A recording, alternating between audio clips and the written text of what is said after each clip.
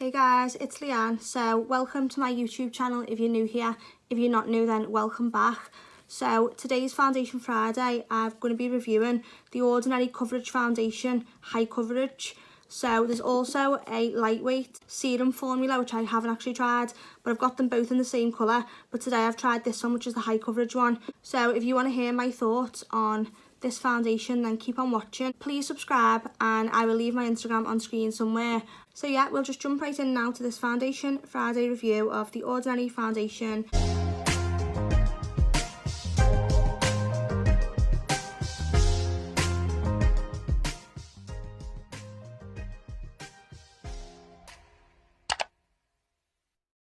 So the first product I'm going to be going in with to prime is the Ordinary High Adherence Silicone Primer. I thought I'd use the Ordinary primer because obviously the foundation is the Ordinary, and I'm assuming that these products are going to work best together. I'm just going to apply primer with my fingers as I always do. I'm just rubbing that into the skin, and please excuse these nails. 2 have snapped off. Is there anything worse? And I'm really working that into the skin as well. I'm really making sure that it actually is into the skin rather than sitting on top of the skin. I'm going to do a little bit more just on the forehead. So instantly my skin just feels a little bit more moisturised, more smooth, I'd say. So I'm just going to let this primer sink into the skin for about 1 minute or so, and then I'm going to be going in with the foundation. So the foundation is the Ordinary Coverage Foundation High Coverage Foundation, and this is in the shade 2.1Y, which is, it says underneath it, it's got medium yellow undertones. I've never tried this product before, and I haven't actually tried. I don't know if this is my colour because someone bought me it as a gift. So let's just hope it works out. So I'm going to be taking some of this and just putting it onto a little palette. It looks so dark. It looks very it's going to be very warm and maybe a little bit orangey on my skin. I'm just going to dot this onto the skin.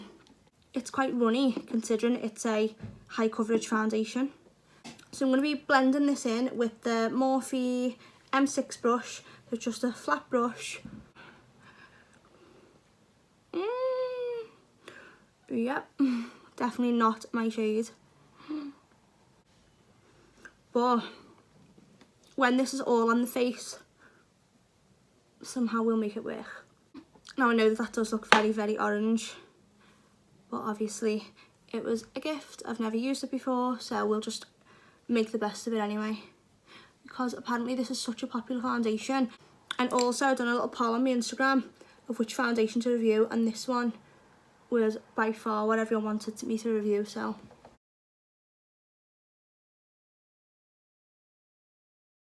I'm just going to go over now with my Sigma HD sponge, and I think it looks so shocking because obviously this under here has been carved out and it looks extra light in comparison.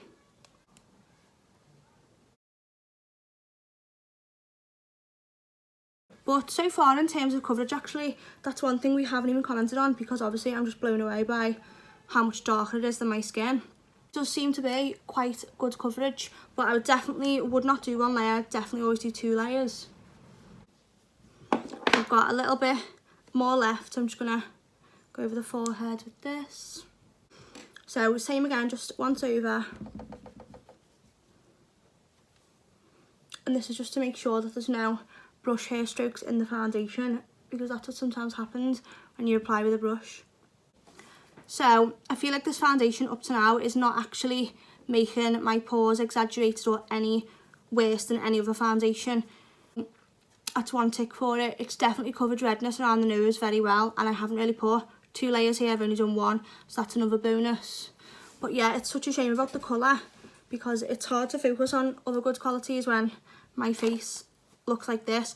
But already it doesn't look as shocking as before. Now that I've got all the face on, it doesn't look half as bad as before. So I'm going to do the rest of the face off camera, and then what I'm going to do is I'm going to do a wear test. So I'm going to keep this on my face today for about maybe 5 hours, and then check back in, see how it's still looking. I'm not actually going out the house today because it's raining, but I just want to see if it cakes, creases, separates, anything like that. So yeah, today's more of a wear test. So I'm going to be doing the rest of the makeup off camera. like I said, and that's just to keep the video short because I'm trying to try something new where my videos aren't as long. So if people prefer this, then please let me know, because any feedback would be useful. So just a quick check-in, I've just done all the rest of my makeup off camera, as you can see. So one thing I did want to mention, just in case I forget to mention it at the end of the video, was the fact that this foundation, despite how orange it looked before, obviously now that all the other skin products are on, it actually looks fine, and I would say that this is actually my shade, considering I've blended it. Obviously I haven't left any lighter bits on my neck or anything.